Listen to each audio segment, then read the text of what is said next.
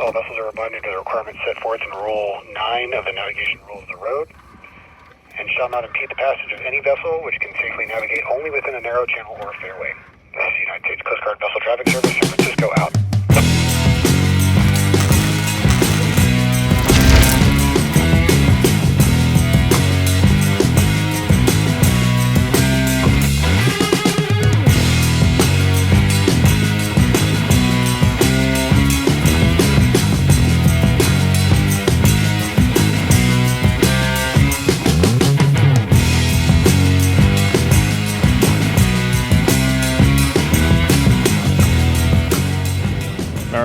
Here we are on the 2024 Three Bridge Fiasco.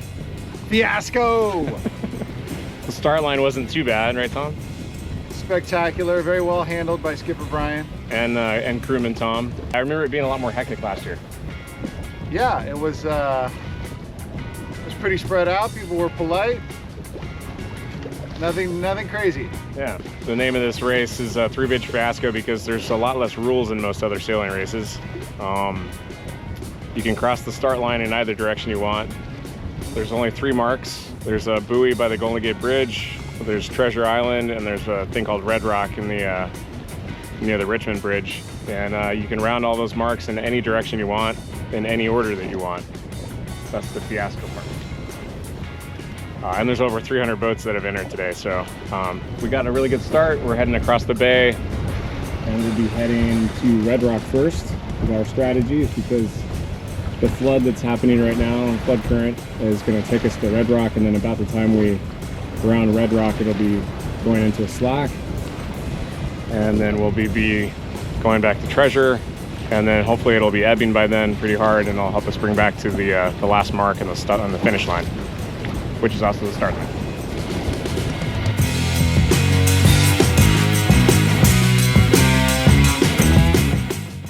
So we just got a radio call from the race committee on 72 that said the next half hour there's a big container ship coming through the Golden Gate Bridge. And these are all the boats in the way of that container ship right now. So that'll be interesting. There's the tide line in Rackian Strait. Really interesting phenomenon that happens here a lot.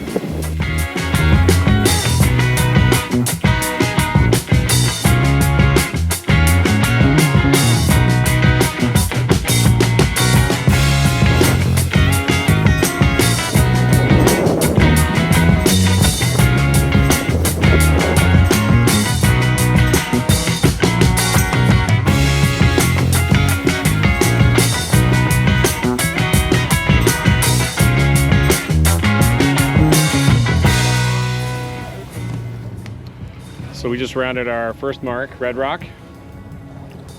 It's over there in the distance. And we're now wing on wing downwind.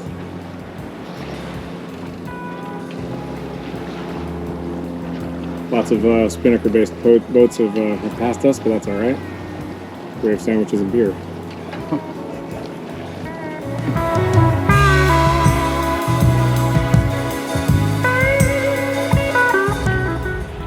Welcome to the traffic jam under the Bay Bridge.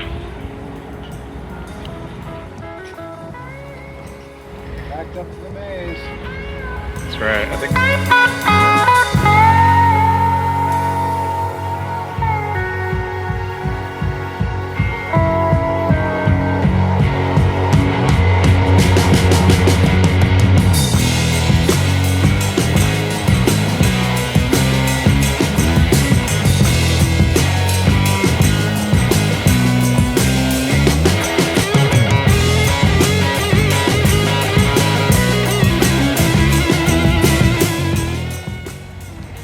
Technically, that is a Coast Guard station right there. And there's these little white buoys that you're not supposed to go inside of. It's an exclusion zone, especially for this race. So technically all those boats that just went through there are disqualified. Disqualified.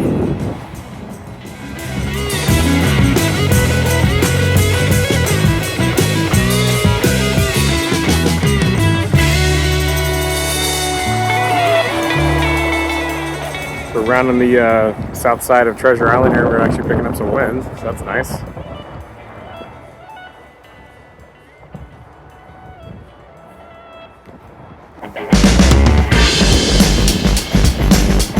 Passing by the city front, a little puffy. Coming around the island, we're actually getting some good winds. 8 to 10 knots, up to 12 at one point, it's pretty strong.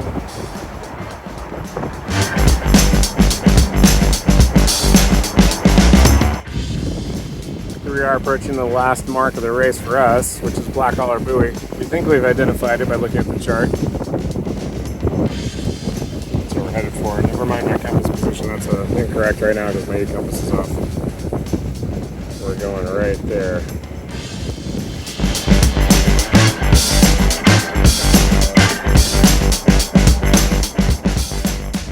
All right, Tom, here we are, finishing our first PHRF race. Got him right mid-bite. Snacking. Snackimals. There's the Golden Gate Yacht Club. Over here in the distance, we have our buoy. It was a marathon of human achievement. Braving all the elements. An hour behind Treasure Island was the most costly. That's right. At least it wasn't 2 hours.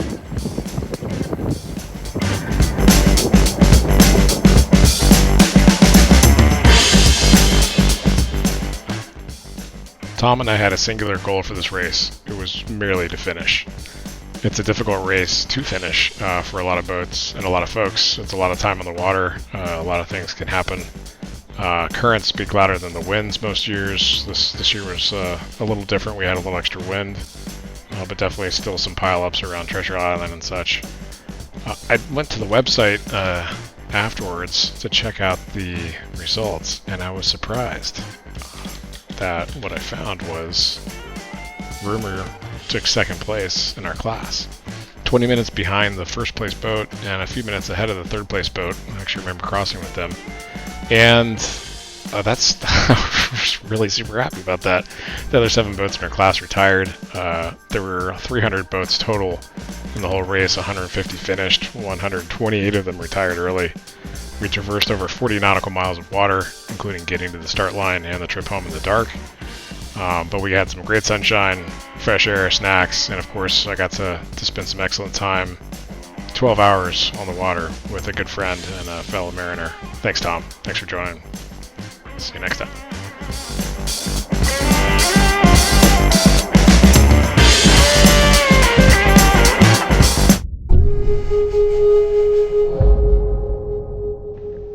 If you like this video and you'd like to see more, click subscribe below and join me for more sailing rumor.